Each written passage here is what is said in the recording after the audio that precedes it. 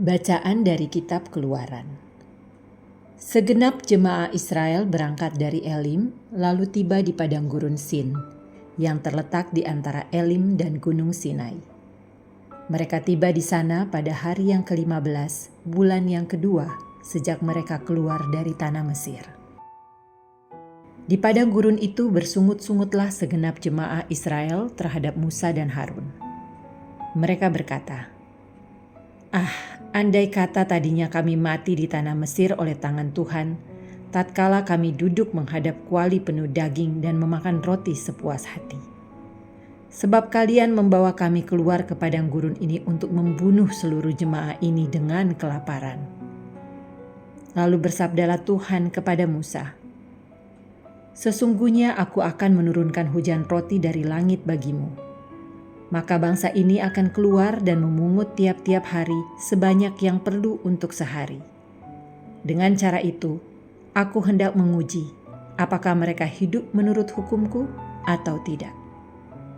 Dan pada hari yang ke-6, apabila mereka memasak yang mereka bawa pulang, maka yang dibawa itu akan menjadi 2 kali lipat banyaknya daripada yang mereka pungut setiap hari.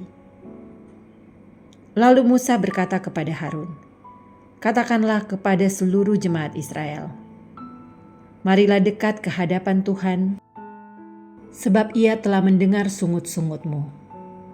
Dan ketika Harun sedang berbicara kepada seluruh jemaat Israel, mereka mengarahkan pandangan ke arah padang gurun, maka tampaklah kemuliaan Tuhan dalam awan. Maka bersabdalah Tuhan kepada Musa, aku telah mendengar orang Israel bersungut-sungut.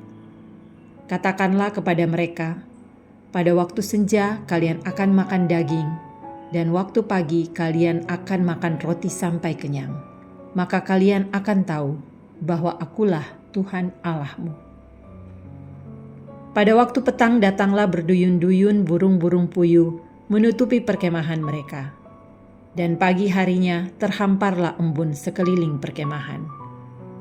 Setelah embun menguap, tampaklah pada permukaan gurun sesuatu yang halus mirip sisik, halus seperti embun yang membeku di atas tanah.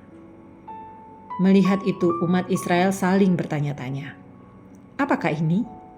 Sebab mereka tidak tahu apa itu. Lalu berkatalah Musa, inilah roti yang diberikan Tuhan menjadi makananmu. Demikianlah sabda Tuhan. Syukur kepada Allah. Tuhan memberi mereka gandum dari langit. Tuhan memberi mereka gandum dari langit. Dalam hati mereka mencobai Allah dengan menuntut makanan untuk menuruti nafsu mereka. Mereka berbincang-bincang menyaksikan Allah. Sanggupkah Allah menyajikan hidangan di padang gurun? Tuhan memberi mereka gandum dari langit. Maka Ia memberi perintah kepada awan-awan dari atas dan membuka pintu-pintu langit. Ia menghujankan mana untuk dimakan dan memberi mereka gandum dari langit. Tuhan memberi mereka gandum dari langit. Roti para malaikat menjadi santapan instan. Bekal berlimpah disediakan oleh Allah. Ia menghembuskan angin timur dari langit dan menggiring angin selatan dengan kekuatannya. Tuhan memberi mereka gandum dari langit. Ia menghujankan daging seperti debu banyaknya, dan burung-burung bersayap dihamburkannya laksana pasir di laut. Semua itu dihujankannya di tengah perkemahan mereka, di sekeliling tempat kediaman mereka. Tuhan memberi mereka gandum dari langit. Injil suci menurut Matius. Dimuliakanlah Tuhan. Pada suatu hari Yesus keluar dari rumah dan duduk di tepi danau.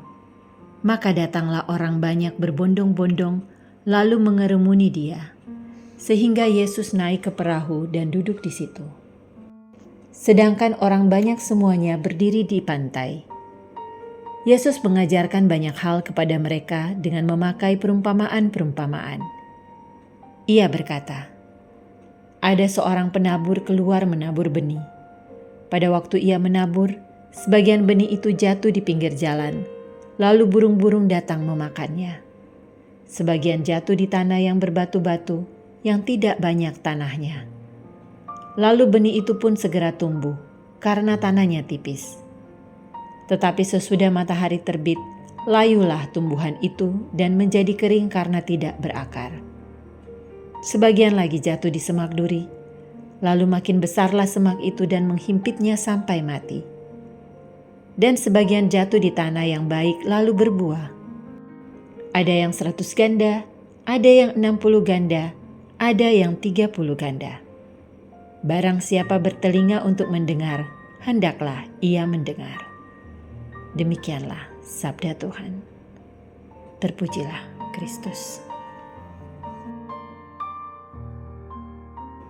Gambaran hidup kita itu seperti seseorang yang sedang menabur benih.